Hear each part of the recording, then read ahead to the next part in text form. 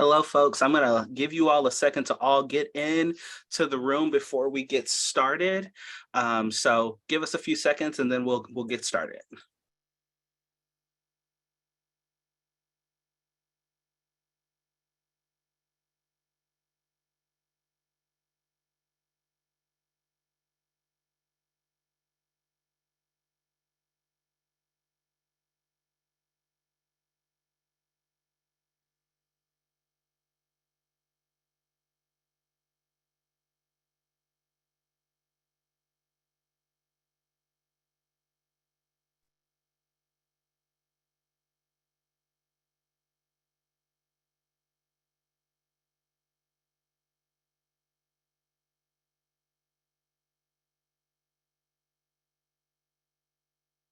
All right. Well, it looks like most of you all who are going to join us are here today. So really just wanted to say thank you for coming. This is the first of our Family U Chat series where we're going to be talking to different campus partners so that they can educate you about how they support your student, what to expect. And so today I'm really excited to be joined by the Office of the Bursar. We're going to do this specific session a couple of times. So we're going to do it 4 different times. And so you can register for those and make sure that you get the information. We're also going to post this recording on our website as well as our Facebook. And so you'll have lots of opportunities to engage with this information. And so without further ado, I am going to turn this over to our Bursar, Erin Shadle. Hello, everyone. I just want to make sure everybody can hear me. Jonathan, can you hear me? Okay, good. Thank you for joining us today. So this is the Bursar portion of the Family U Chat, and we're going to go through a couple slides that have to do with the Bursar's office. And if you have questions, I believe you can submit them through the Q&A button. I can't answer you if you raise your hand. So I see that somebody has already raised their hand. Perhaps you can type the question in the question and answer section. I do have colleagues on the call with me. You will not see their faces, but you may hear from them. They will be answering the calls, or excuse me, answering the questions as you have them. So feel free to answer or ask any questions that you may have as we go through our presentation today. So on the agenda, what we're going to talk about today is we're going to talk a little bit about financial aid. So I'm coming to you from the Bursar's office at UMass. And here at UMass, we have 2 different offices, one day dedicated solely to financial aid and one dedicated solely to billing, student billing and other matters, which is the Bursar's office, but we work very closely together. So if you contact the one office and need the other, we're happy to help as much as we can and certainly can transfer you to whomever can assist you best. So I'm going to talk a little bit about financial aid. I'm going to talk to you about the services and contact information for our office, the components of a student bill. So basically what's on a student bill and what should you expect to see. We do offer a payment plan here at UMass Amherst. So we're going to talk a bit about that. We're going to talk about how you can access information about your student's bill. And then we're going to talk about a few important dates to remember. So just a little bit here about financial aid. We want to make sure that you filed the FAFSA. So if you haven't done so already, please file the FAFSA. FAFSA stands for the Free Application for Federal Student Aid. It is free to file. The website is here on this slide. The application for federal grants, loans, and work study, state grants, and institutional grants all come through the FAFSA. If your student has received a John and Abigail Adams tuition credit and or a COPLIC tuition credit, you must file a FAFSA in order to receive that award. So we want to make sure that all our families are getting as much financial assistance as they possibly can.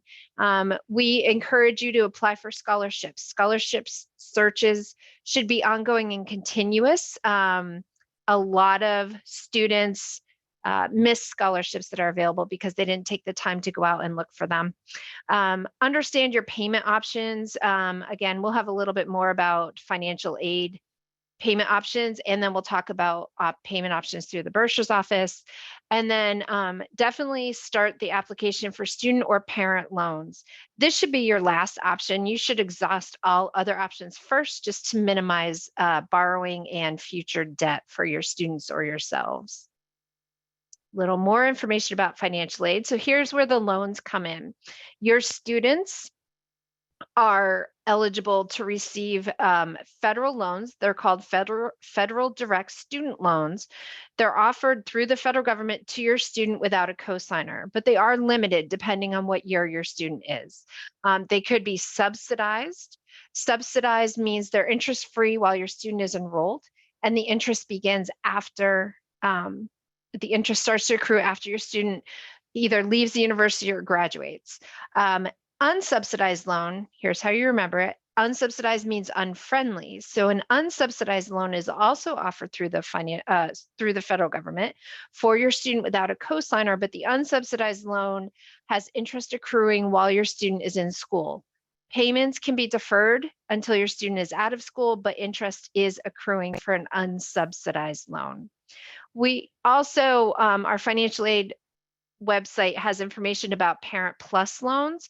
So these are also offered through the federal government with the student and a parent or guardian being cosigner. They are credit based.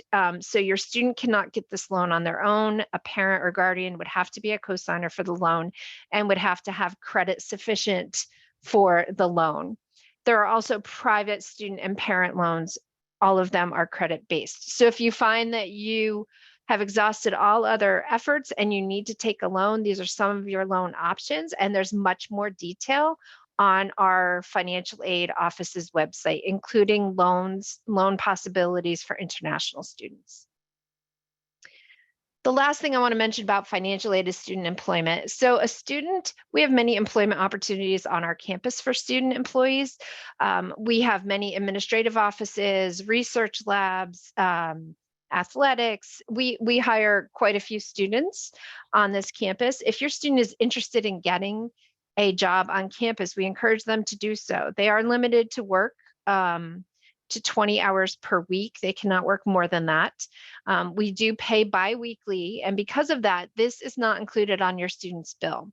So the takeaway from this slide is that if you received a financial aid package that has federal work study included in that package, please note that that award will not appear on the student bill, that this is just an opportunity for your student to work on campus and earn a biweekly paycheck, which may allow them to cover some incidentals or other expenses that they experience throughout the semester. So now we're in the bursar's office. This is our information. We are in person throughout the summer. We are available by phone. We can set up Zoom meetings, and we certainly respond to email. Our office hours are 8:30 to 5 Monday through Friday. Our phones open at 9 a.m. Payment drop off, or if you want to visit us in person, we are here in person in the Whitmore building on campus, room 215, 8:30 to 4:30. We accept payments. So you can visit us if you want to drop off a payment, a scholarship check, whatever the case may be. Our phone number is listed on this slide, as well as our email address. You can schedule an appointment with us. We'll be happy to meet with you at your convenience and by the method you choose. And the services that the bursar's office provides, just to give you some idea, we create and send out all student bills for every student on campus, undergraduate, graduate, university without walls, any student who is enrolled here on campus. We provide their bill. We also provide a tuition and fee explanation. We provide a payment plan, which we'll talk about in just a moment. We accept tuition credits. These would also be called tuition waivers. So for instance, if you're employed by the state of Massachusetts, you are eligible for a tuition credit of $857 per semester for your student. That's one type of tuition credit we accept here. We accept if you are a member of a Native American tribe, we accept that. If you are a senior citizen, we accept that. There are quite a variety, and it's escaping me now, but all of this is available on the Bursar's office website, including what types of tuition credits we accept here and how you would get them. We also do scholarship processing. If you have a scholarship that is not university based, so it's not part of your financial aid award letter that you received. So, for instance, scholarships are given out at graduation. The Kiwanis Club, Elks Club, your employer may offer a scholarship for your student. All of those types of scholarships come here to the bursar's office. As I said at the beginning, financial aid and bursar are very closely related. If you send a scholarship to the wrong office, we will make sure it gets to the correct office. So I don't want anyone on this call to be stressing about this, but we do assist with scholarship processing. Third-party invoicing, if your student's bill is being paid by a third party and they require us to send them a bill rather than your student, we can do that. We do refund students who are overpaid on their student bill. If the bill is overpaid, we will refund any overpayment to the student, not to the parent. It will go to the student. I need to make that very clear. So any student refund, we encourage your students to sign up for Excess Express, which allows us to directly deposit it into the bank account that they choose. That is the quickest way to get a refund. We do not mail checks unless the student has withdrawn from the university. We also prepare 1098-T tax forms. So come January of next year, when you're ready to do your taxes, there is a tax credit that you may be eligible for if you paid tuition and fee expenses during this year. So we provide those forms to our students for any student who has paid tuition throughout the year. What I want to do now is go over the components of a student bill. So what you can expect to see on the bills, and I will pause here and say that student bills will be available July 17th. Many of you may have gone on to Spire or onto the QuickPay site, which we'll talk about in a moment, and have seen that tuition and fees have been posted. Those fees are final, but housing has not been added. And as we continue to review and make sure all of our bills are accurate, we consider these bills in estimated form. Our final bills will need to go out, or will be going out on or about July 17th. So next Monday, you should expect to get an email if you're set up as an authorized payer. If you are not set up as an authorized payer, your student will receive the email to their email address, and the bill due date will be August 10th. So when you do get that bill from us, you can expect to see the following: tuition and mandatory fees. Every student enrolled at UMass Amherst is charged for tuition, a student activities fee, and a technology fee. That's for all undergraduate students.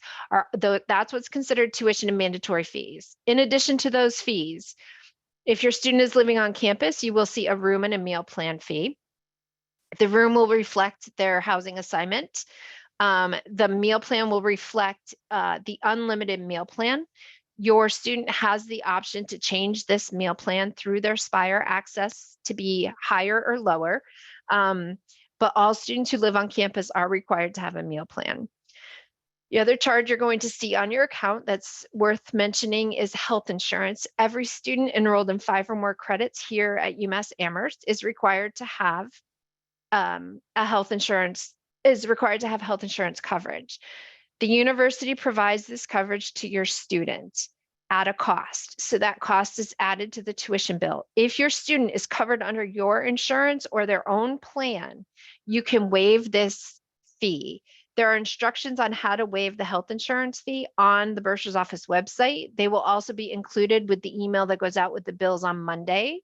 The waiver site is not open yet. You cannot waive your health insurance yet. You will be able to waive it starting Monday. So again, look for that information. This virtual session is in anticipation of the bills going out Monday. So a lot of what I'm going to tell you, I will say wait till Monday till you get the bill.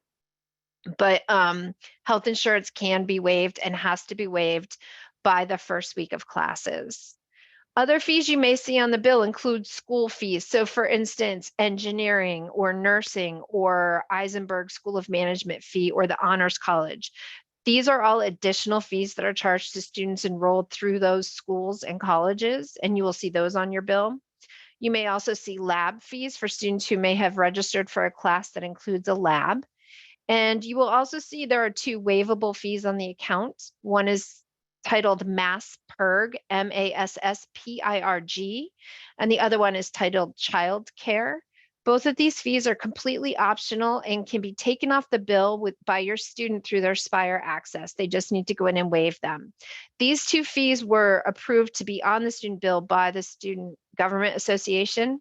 The $11 MASSPIRG fee is a donation to the Massachusetts Public Interest Group, which operates a chapter here on campus. And the $1 child care fee is a donation to a scholarship fund that is set up for our students who may have child care needs. The other thing you're going to see on your bill is any payments that you've already made. So for all of our entering students, this does include the $500 deposit that you made to secure your place here at UMass. There are grants and scholarships, student and parent loans, all part of our financial aid award that you can see on your bill. Payments, any payments you've made, any payment plan installments that you may have made. This may be a little early for that, but in future bills, if you see a bill, you will see all payment plan installments that have been made, and then any third-party payments. On this first bill, you will see all your aid, all your financial aid listed as anticipated. Anticipated aid is award money that we expect the student to receive, but has not yet been applied to the charges.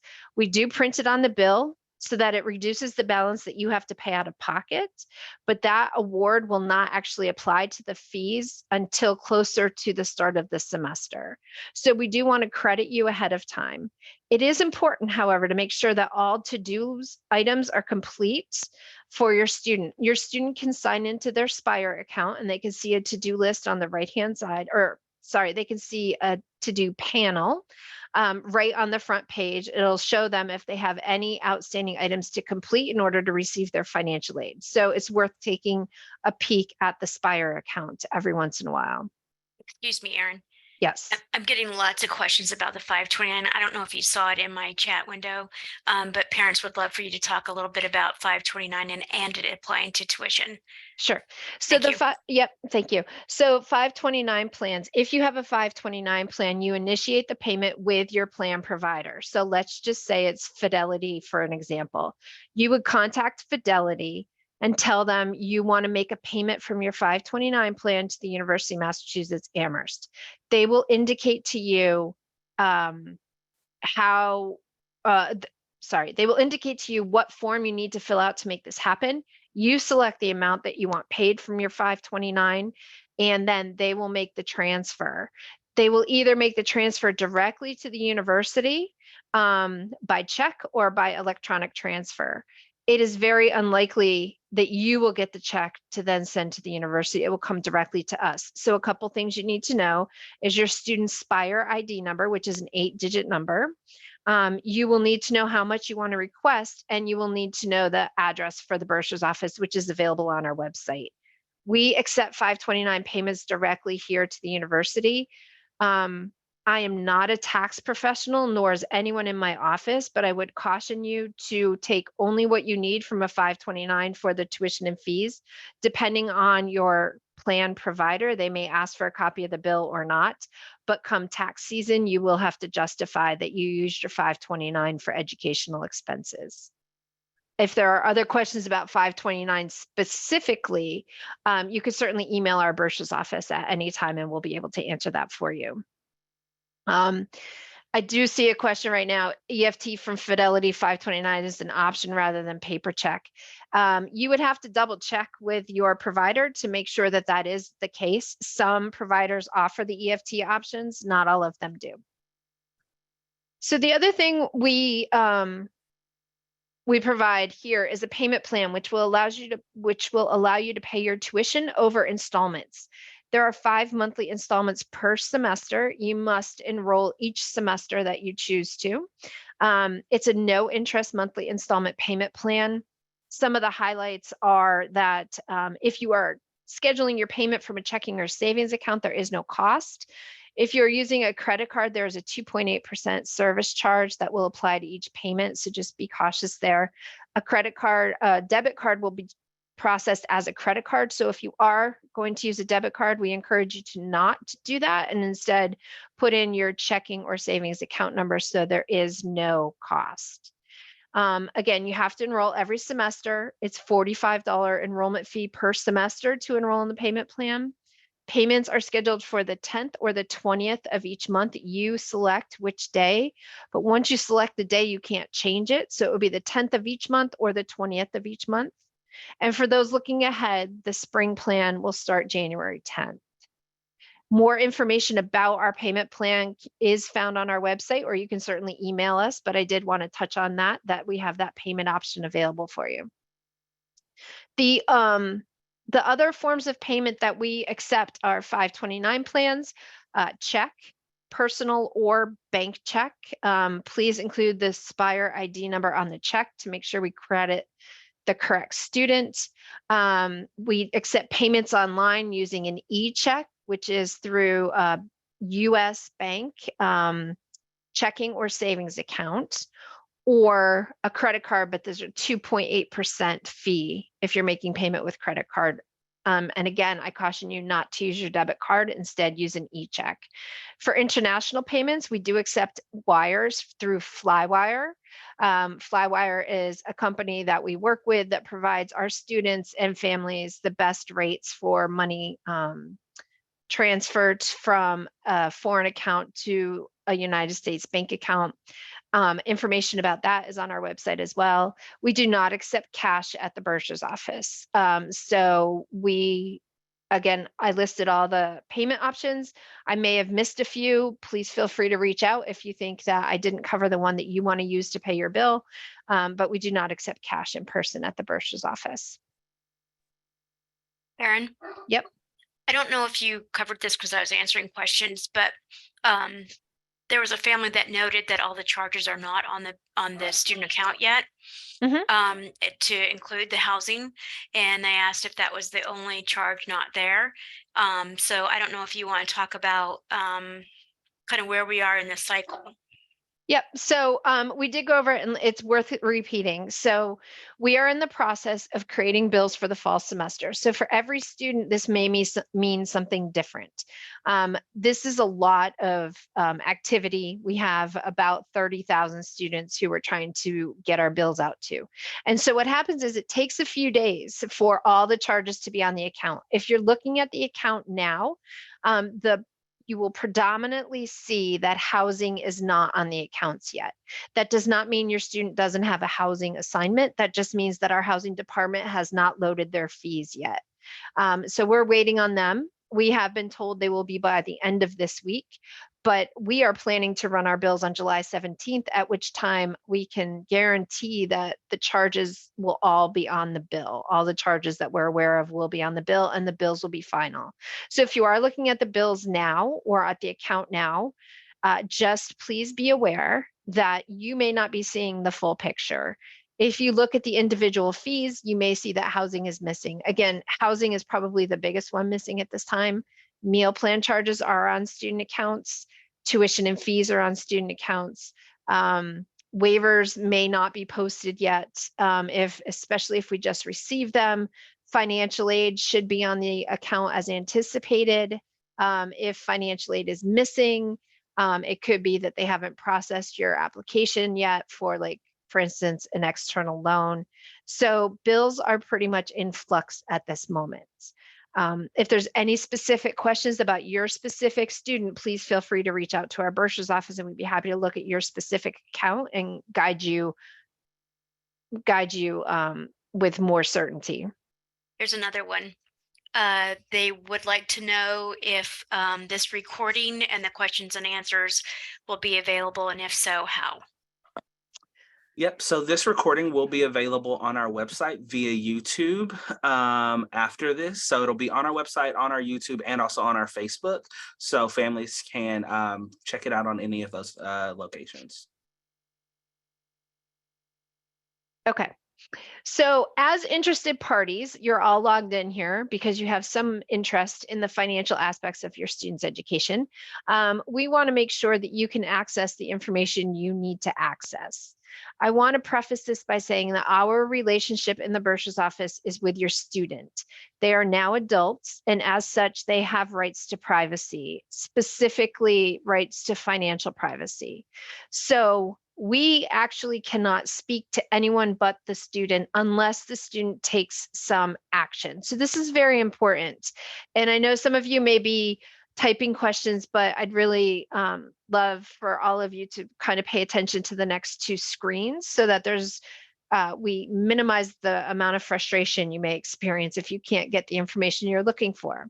So we communicate always directly with our students regarding all billing matters. If a student has an outstanding balance, the student is the one who is notified that they have an outstanding balance. However, we are very aware that the student's parent, guardian, friend, whomever they decide, may also need access to this information. In order for our office to communicate with anyone other than the student, and it would be in addition to the student, not in place of them, but if we are to communicate with anyone other than the student, then the student has to give us permission. And the way they do that is all automated through their Spire account. And so I want to go over a little bit of that with you this morning, or this afternoon, so that you know exactly what your student needs to do in order to make it possible for our offices to share information with you, the parent, guardian, or interested party. So there are 3 levels of security. This is the best way that I could present it. This is a very important screen, in my opinion. So as an adult, your student is covered under FERPA. FERPA is the Family Education Rights and Privacy Act, and it protects a student's education records. So we can't talk to you about the student's records, and that does include the financial aspect of it. It also includes financial aid. So if you want to be able to talk to either the bursar's office or the financial aid office, your student must waive their right to privacy. So they can do this through their Spire access. There is a FERPA waiver that the student can fill out, which requires that they put in the person's name, and then they assign a 4-digit FERPA access code to the designee. So for instance, Jill, my colleague Jill, has been the one who's been talking to me about some of the questions. So let's say I was a student and I wanted Jill to be able to talk to financial aid about my financial aid package. I would go into my Spire account as a student. I would list Jill under FERPA waiver, and I would assign her a 4-digit code. I would then give that code to Jill. So now every time Jill would call the financial aid office on my behalf, she would be asked for this FERPA access code. So you're going to want to have this conversation with your students, so they're not just giving you a random 4-digit code. Perhaps you could pick the code so that you will be more likely to remember it, but your student does have to sign you up. So that's one level of security. That will give you the ability to call either the bursar's office or financial aid office and discuss the financial aspects of the tuition. The authorized payer is a second level of security.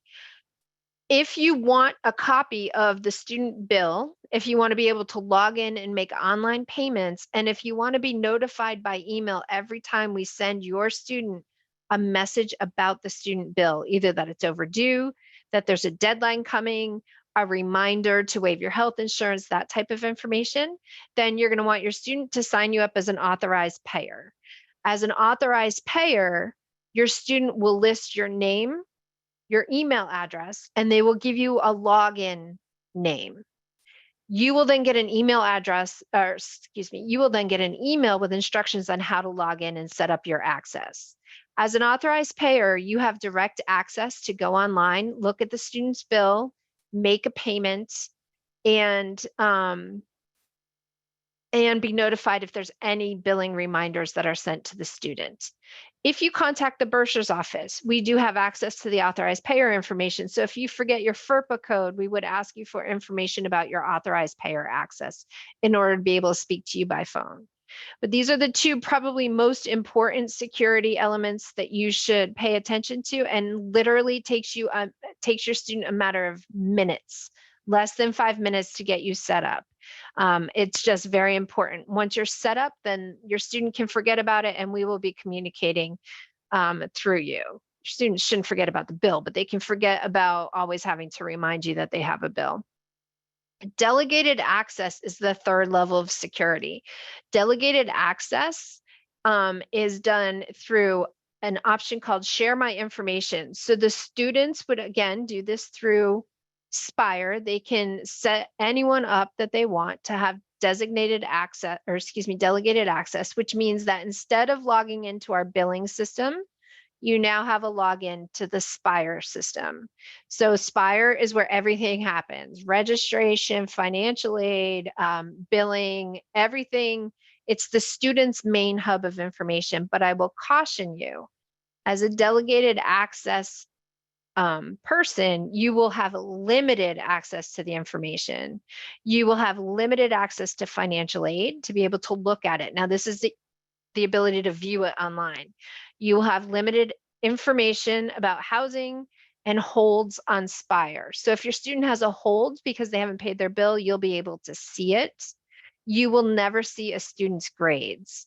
The grades are not available to anyone other than the student, regardless of your level of security. So if you have an interest in seeing the grades for your student, you really need to work that out with your student and speak to them. Hey, Erin, I paused all questions while you did that because you hinted that that's something you would like. So are you Thank you. ready to accept questions again? Yes, All right. absolutely. Thank you for doing that. I appreciate it. So I appreciate your attention to those very important informational panels. It's very important that we communicate with you if you want to be communicated with, and if your student wants you to also have this information. So I wanted full attention on that so that we don't run into any kind of frustrations going forward.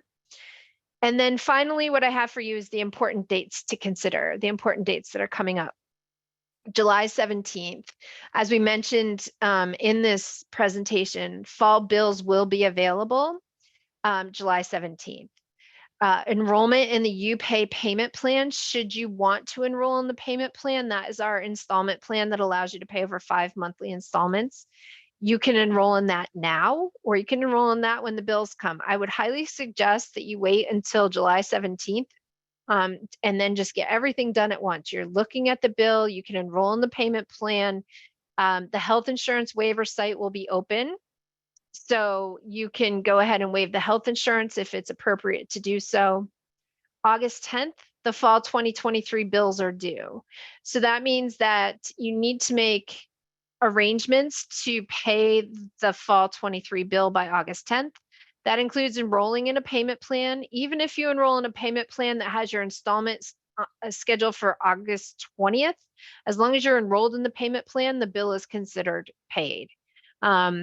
The first payment plan installment is due if you select the 10th as your day to pay. Again, you have the option of the 10th or the 20th each month. September 5th, excuse me, is the first day of classes. The other important thing to remember is this is the last day for a student to withdraw from the university for any reason with 100% refund. So if a student withdraws by the end of the day on September 5th for any reason, all of their fees will be adjusted. Housing is the exception. Housing may, depending on whether or not the student already moved in, housing may have a different adjustment, but tuition and fees will be refunded at 100% if a student withdraws by the end of the first day of classes. For those of you preparing for spring, because it'll be here before you know it, spring 2024 is a little bit different. We bill after the first of the year. We do this for tax purposes. It helps us prepare our tax forms that have to go out to the students. So on January 5th, is an estimated date for when the bills will be available for spring. More information will be available as we go later into the fall semester, but this is what you can start to think about. It will happen after the first of the year, not before the end of this year. January 10th will be the first payment plan installment. For those who choose to enroll in the spring semester payment plan and select the 10th as the date, then that's when the first payment is due. Keep in mind, you can also choose the 20th as the date. If you had the 10th as the date in the fall, when you sign up for your spring payment plan in the spring, you can have the 20th, but within the semester, you cannot change the dates. February 1st is the first day of classes for spring 24 and the last day to withdraw with 100% refund of tuition and fees. And the spring 2024 bills will be due on February 10th. I think that might be my last slide. I went through this rather quickly. It will be available on the Office of Parent Services website. And what I might do now, because I see we still have a few questions, is I'll answer a question live. So Can go I ahead, give you Joe. two? I'm going to give you two topics. Okay. One, talk about, you may have already done this and I didn't listen, but reiterate the fact that you can adjust that payment plan at any point in time. And then I know you just did this about the estimated aid, but talk about the scholarships in terms of when they get applied, like we will offset the estimated aid with the outside scholarship, even if the money isn't there, blah, blah, blah. Okay. Is that making sense? I think so. So for Okay. outside scholarships, we call them outside scholarships. So for scholarships, if your student got a letter stating that they were going to be offered a $1,000 scholarship for this year, send the letter to us. We will put on a $1,000 award as estimated aid. And what that means is we are expecting to receive $1,000 from whatever donor. Let's just say it's the Elks Club is going to be sending UMass Amherst $1,000. And so we're going to put that on your student account as anticipated aid. What that will do is it will reduce the amount you have to pay, even though the funds have not arrived yet. So what we don't want is for our families to overpay knowing we have money coming in. So send us the award letter and we'll put that on as anticipated aid. If you have a scholarship check, so again, Elks Club, at graduation gave students $500 checks made out to the student, not made out to the university. You can cash that check and use it for any educational expenses, sheets, lamps, posters. I'm probably dating myself with the posters thing. But you can use that money for anything that is necessary. You do not have to send that into the university. If you have received a check that is made out to the university or made out to the university and the student, you do have to send that to the university. And if the student is required to sign, you can either have them sign it and send it to us, or we will notify the student that they need to come into our office to sign it. So that's how we do the scholarships that come through the BURSAR'S office. We do credit you just with an award letter, so you don't have to wait for the actual check to come in. There are some scholarships that will not be sent until you send them your grades. Those scholarships are applied to the following semester. So they would not be applied to this first semester because you're not eligible for that scholarship until you supply grades for this semester. So then we would apply that money to the following semester. And the payment plan. The payment plan is flexible. So you do have the ability to manage your payment plan. You can make changes as necessary. If you wanted to, you could go in and adjust your payment plan every month. I would highly encourage you not to do that.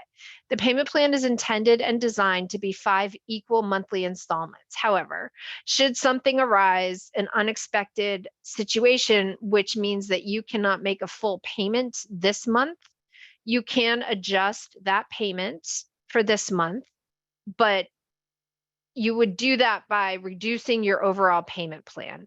So the intention, when you make an adjustment to your payment plan, it affects all payments. If you find that you are having trouble with a single payment and next month you want it to go right back to where it is, you really need to work with the BURSAR'S office so that we can guide you on that. But if you find that instead of budgeting $5,000, you only needed to budget $4,000, you can make that adjustment on your own. So the takeaway with the payment plan is while it's adjustable, it's not intended to be adjusted every month. And so it's meant to be adjusted if you received a scholarship that you didn't know you were going to get. Now you don't need as much money on the payment plan. Or if you had an additional charge that you didn't know you were going to get, like your student decided to increase their meal plan and now your bill is a bit higher, you can adjust your payment plan to cover that difference. But the payment plan is not intended to be changed every month. And again, if something arises, you need to have assistance with a particular month, please contact our office. We are here to help you throughout the semester and throughout the rest of the summer if you have any questions specific to that. So the one I was going to answer live is, what do we do if an outside scholarship is being sent for the fall semester, but it doesn't arrive until after August 10th? This is a check that will be made out to the university. If you have an award letter or a letter that states you will be receiving this award and it will be sent to the university, please send us that award letter. We will credit the account with the amount of that award as anticipated until the check arrives. So you can do it that way. If you do not have an award letter, then the payment will not be applied until we receive the check. So if you don't have an award letter, I would encourage you to contact the donor to see if you can get one, because then you don't have to wait until the payment arrives for the account to be credited. Does anyone know of any other questions?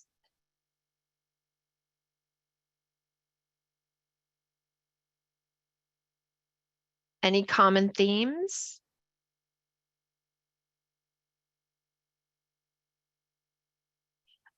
So there is one question I will answer live. Can we directly remit the money to UMass? If yes, please advise without Flywire. If it's an international payment, no, you cannot. The only way we accept international wires is through Flywire.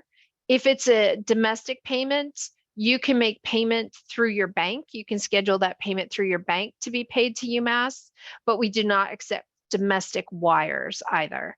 So if it is an international payment, you have the option to send it directly to UMass through Flywire. The other option is that you can send it via international wire to your own US bank account and use that bank account to pay your tuition bill. But you cannot send it directly. International payments cannot be sent directly to UMass. Unsubsidized loans, are they only visible in the student's account? So I'm a little bit confused about this question. I'm not sure where else they would be visible, but you should be able to see them in the student's financial aid award letter, or in the student's financial aid section on Spire, or on the student account under anticipated aid. So the student should be able to see an unsubsidized loan anywhere unless they declined it.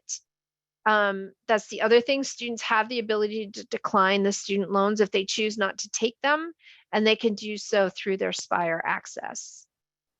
So I hope I answered that question. I'm not totally convinced I did. Is there a way to add money to a meal account versus paying for that plan? So you can purchase what they refer to as dining dollars. But all students living on campus have to have a residential meal plan, which means you do have to have a payment plan that you're paying for, and then you can add dining dollars to it. But the base has to be a residential meal plan. If your student is living off campus, there are other options available to you. I would encourage you to check out the meal plan website for all the details, because they do have quite a variety. Let me see. So there's a question about the VA. So we do accept veterans benefits here at UMass Amherst. We do have an office that is part of the BURSA'S office dedicated to veterans services. There is a veterans services website linked from the BURSA'S office website, or you could Google it on UMass. We do provide all the information about what documentation needs to be submitted in order for students to be able to use their educational benefits. National Guard, active military, inactive or retired military, all branches of government. So there's information on the Veterans Service Center site to provide all the information you need about veteran services and the benefits that are accepted and how to get those benefits. I think everybody else is answering a question. So the question, would we call the bursar's office if the COPLIC is not noted under estimated aid when we see the bill on the 17th? You would not contact the bursar's office, you would contact our financial aid office. So the COPLIC, again, I just want to reiterate, it does require that you file a FAFSA. If you have filed the FAFSA and still do not see the COPLIC tuition credit on the account, we advise you to contact our financial aid office. John Abigail Adams tuition credit and the COPLIC tuition credit are both processed through our financial aid office because they do require a FAFSA. So if you do not see it on your account at that time, when the bills go out, please give our financial aid office a call or send them an email.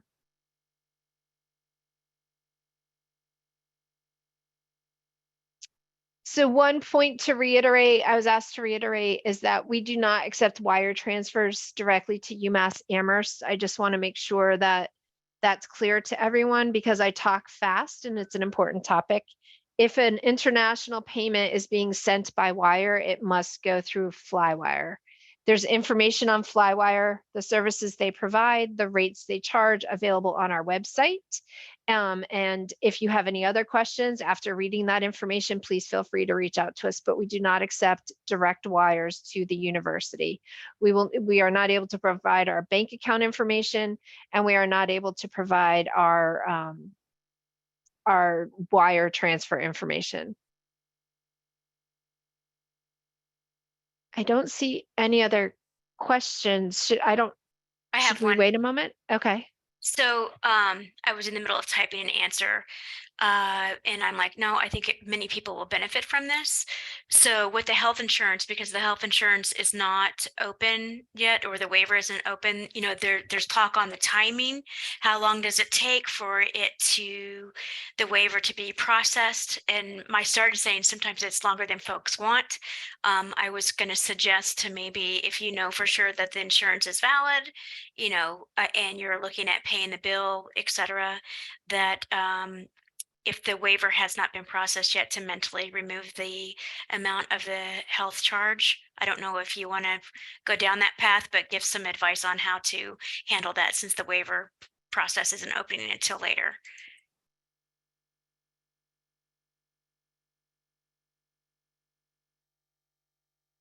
Yes, sorry, I was just answering a question.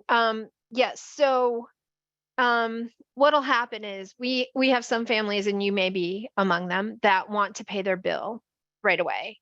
And not everything is on that first bill, right? So you haven't waived your health insurance yet. You haven't received a scholarship that you know is coming that you just turned in, the award letter, whatever the case may be. Anything that you know is definitive. You know you're going to waive your health insurance. You're covered under Blue Cross Blue Shield. There should be no problem. You know that you turned in an award letter for a $500 Kiwanis Club scholarship.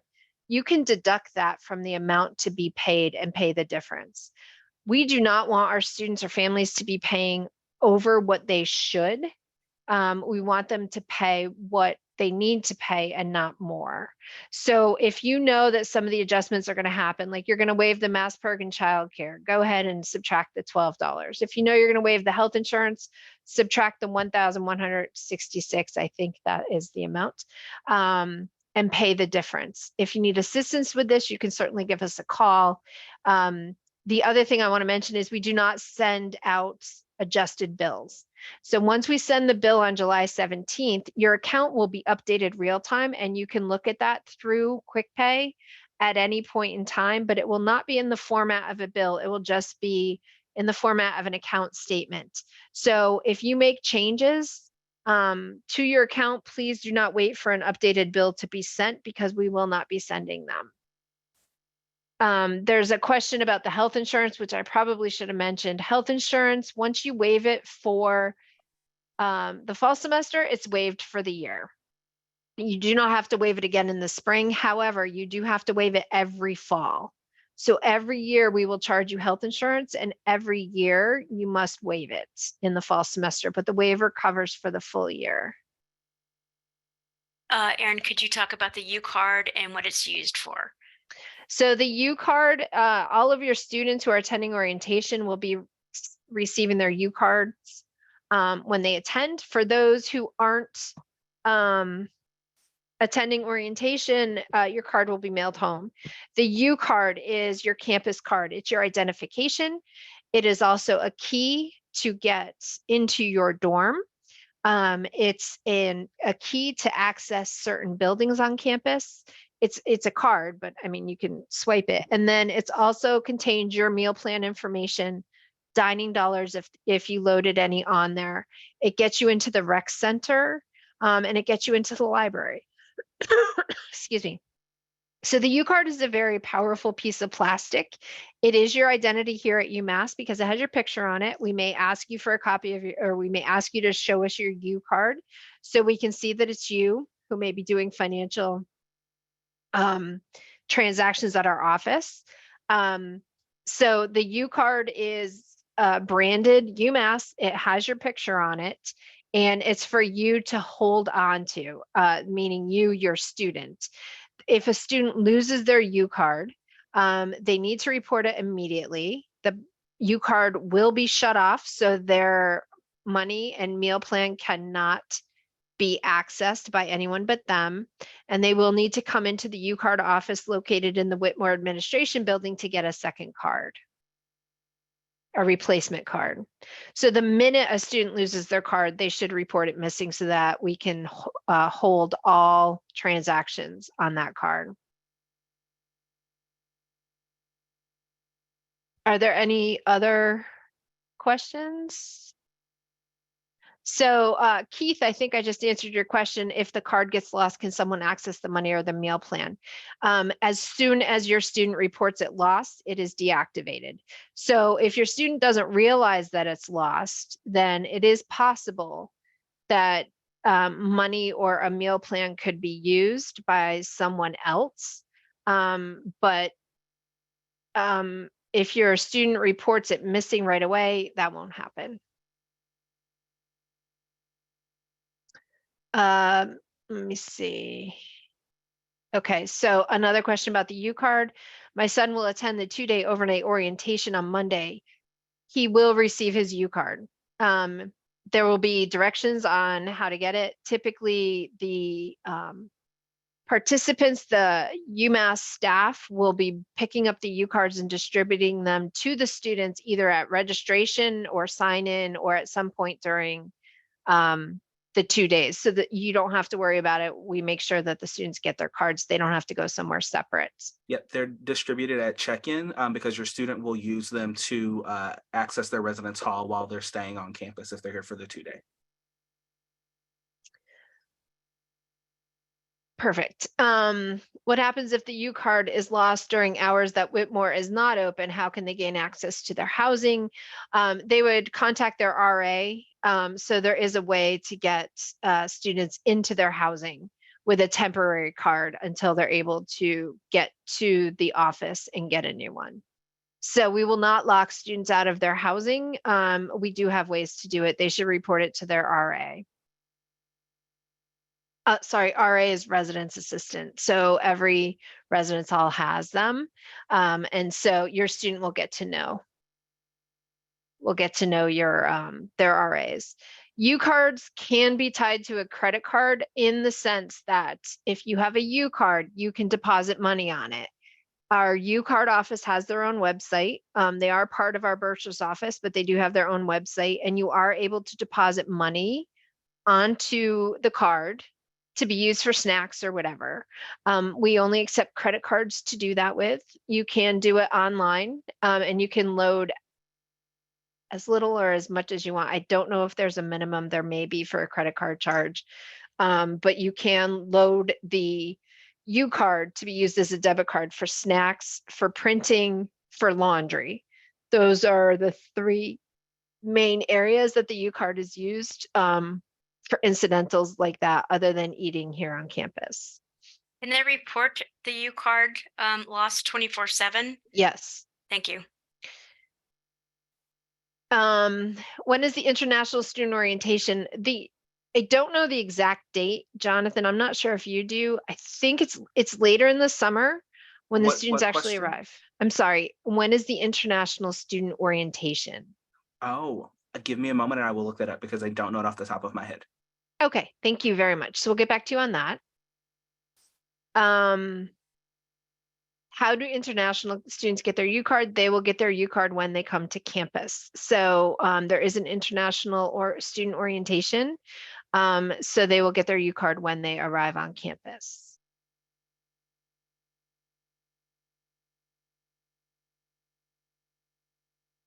Okay, let me see.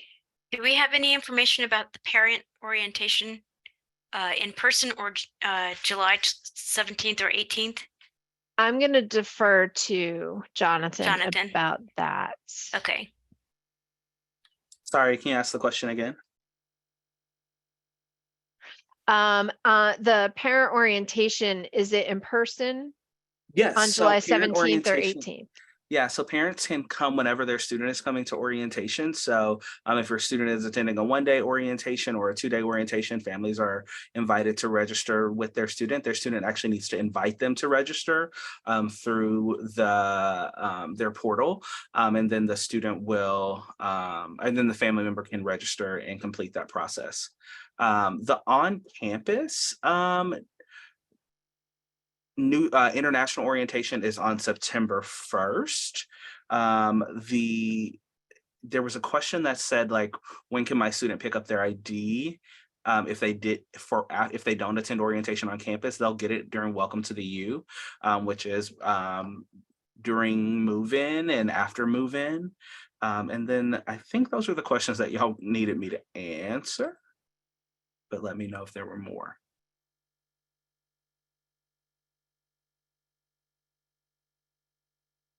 No, I think that was in. There is a question about when should students move in. Students will be receiving that information directly from housing. Yes, So and we'll do a whole, we have a whole webinar scheduled about move-in, and that will be on August 2nd. And so we encourage you to attend. And if you can't attend during the scheduled time, it'll also be posted for you to register as well, or for you to review as well. Mhm. Okay, so Erin, we are out of time. Okay. So thank you so much for being here with us, and thank you for the other BURSAR'S staff who have been diligent in answering all of the questions. You've answered over 100 questions, so I think that means that you served our families well, and so thank you all so much for being here. And if you have questions, you can find all of our contact information on our website, and Erin also showed it earlier throughout this PowerPoint. So again, we're so grateful that you're here, and we hope that you will continue to reach out to us if you have questions. Have a good one. Thank you.